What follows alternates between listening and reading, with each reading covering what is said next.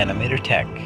This is Terry Kallenich, and today we're going to continue with video 2 of Animator Tech Tips. Many times an animator will come across having to animate a camera. And one thing in particular that is very puzzling to me personally is that Maya has decided to have cameras with a rotation order of X, Y, and Z.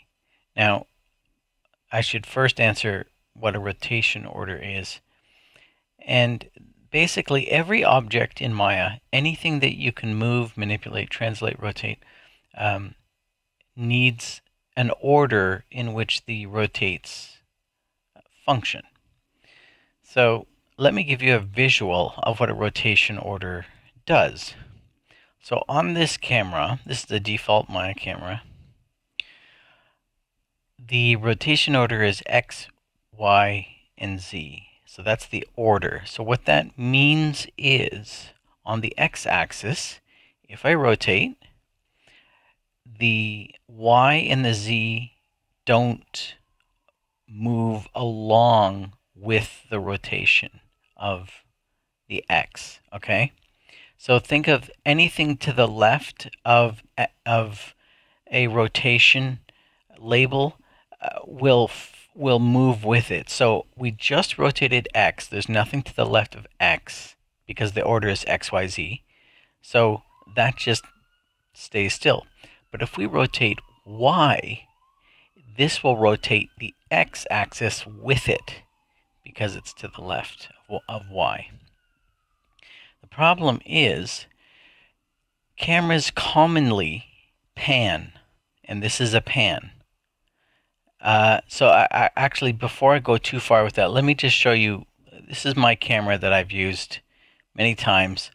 And on a tripod, you have the unlimited ability to pan, and that is to rotate like this, clockwise or counterclockwise.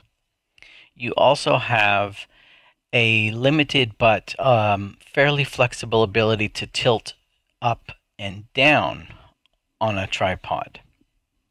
You have limited ability to do a roll or a Z-axis rotation if we're going to translate this into Maya.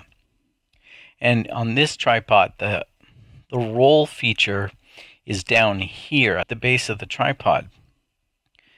So what that means is you only have maybe a 5-degree rotation ability to tilt it in the roll axis. So the two predominant rotations that are needed is the pan first and foremost, and the tilt up and down. That's the most important two. So with that said, because Maya's rotation order is set to X, Y, Z, you get into some serious trouble the moment the camera rotates 90 degrees.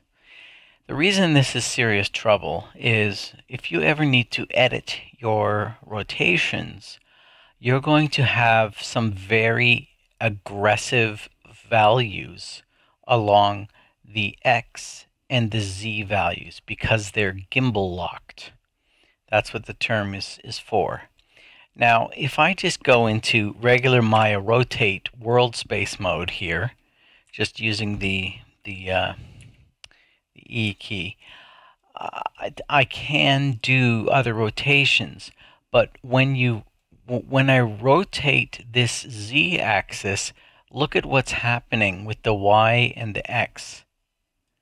They're going like crazy. So this is still going to be damaging for you as an animator when you're editing your camera. So, and it will bring situations where blur can happen very easily, even though you won't see it on your playblast. Once it goes to lighting and comp, you're going to have a serious situation where blur can happen very easily.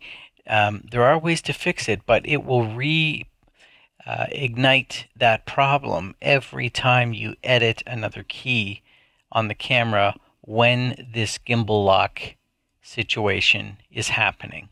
So it's not a good idea to just animate the camera like this. An alternative to work with a camera like this is to have extra controls above it.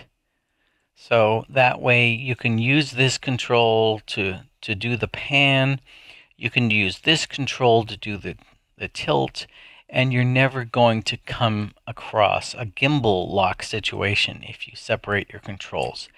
This is the easiest method to do, and it's pipeline friendly. It's not going to interfere with saving your camera in an animation library per se.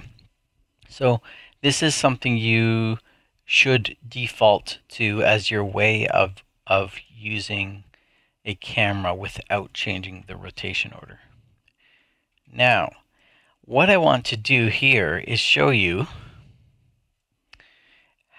3 cameras side by side. They're all doing the same thing. But all 3 of these cameras have a different rotation order. And what I will say is the preferred camera rotation axis is ZXY. Why is that the best? Well, here's why. So ZXY is the order.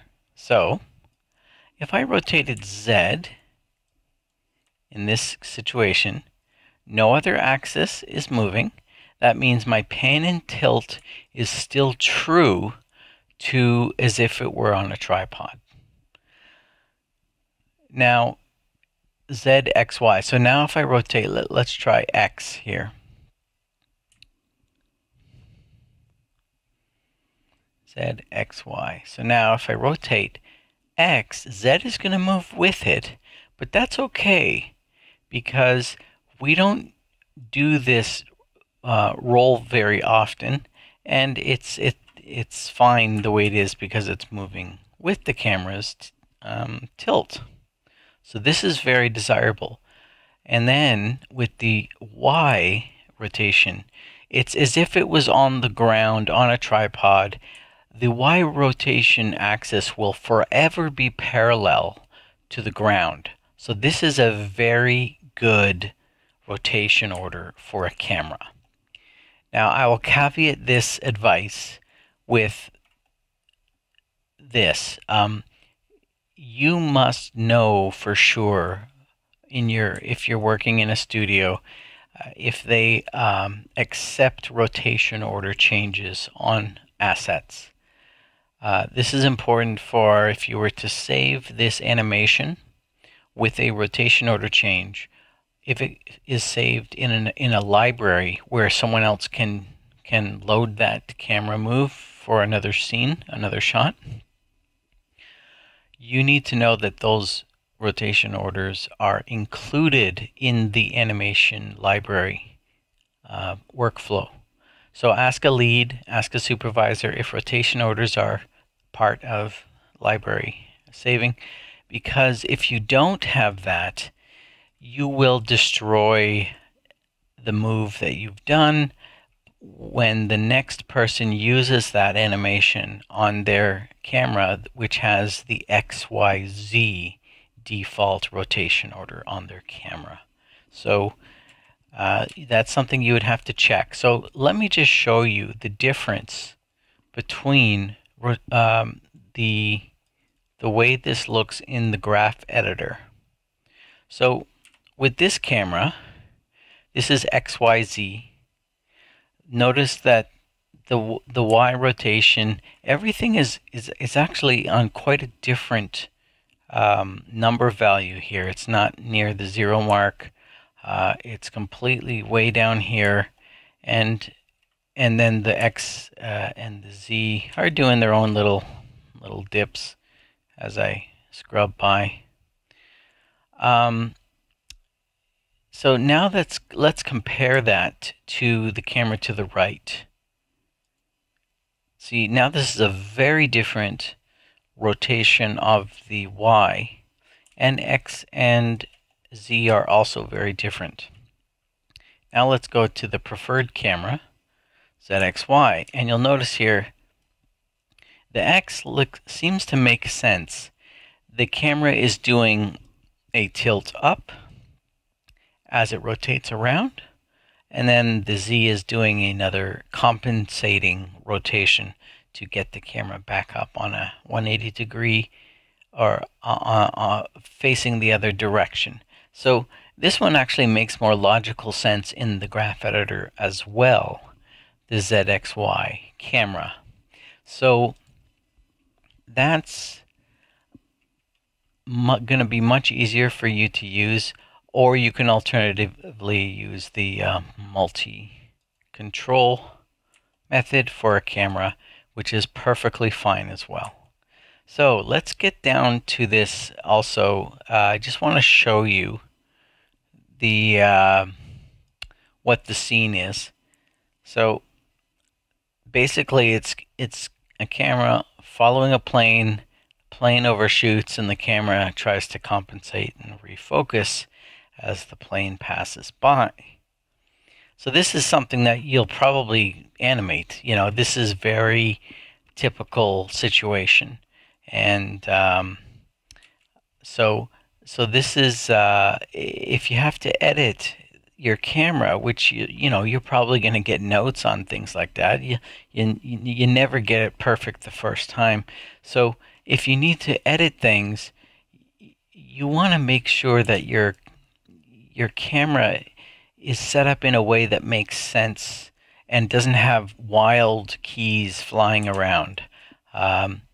So this one had very much more aggressive X and Z values that were going way up here, but I fixed it using a Euler filter or an Euler filter. And that's something that you'll have to do if you do not have your controls separated or with a correct rotation order on your camera. So the goal is to try to keep your workflow as simple as possible and to not have keys going wild, because it will hurt other departments down the line, especially in rendering. Any aggressive keys that are moving rotations on a camera, it is going to show up in rendering, guaranteed, and you won't know about it most likely, but this is to help smooth the process for passing your work on to the next department. So I think maybe I'll just give you a play blast just so you get a sense of what this was. And this will just be a quick time, I believe. There we go. So yeah, so this is the end result. It's just a kind of like a handheld camera feel to a plane zipping by, and I can guarantee you this will be a much easier job if you have that rotation order set up properly. So yeah, so either separate your rotations with different controls or change your rotation order. And to do that on a camera, by the way, I just hit Control A for attributes. If you select a camera, and this applies for any object or any control, and this applies to rigs as well. If you go to the tab to the left, usually of what you've selected, there's your rotation order right there. So there's each camera. See how they're different. So that's how you change it, and just keep that in mind before you start your work.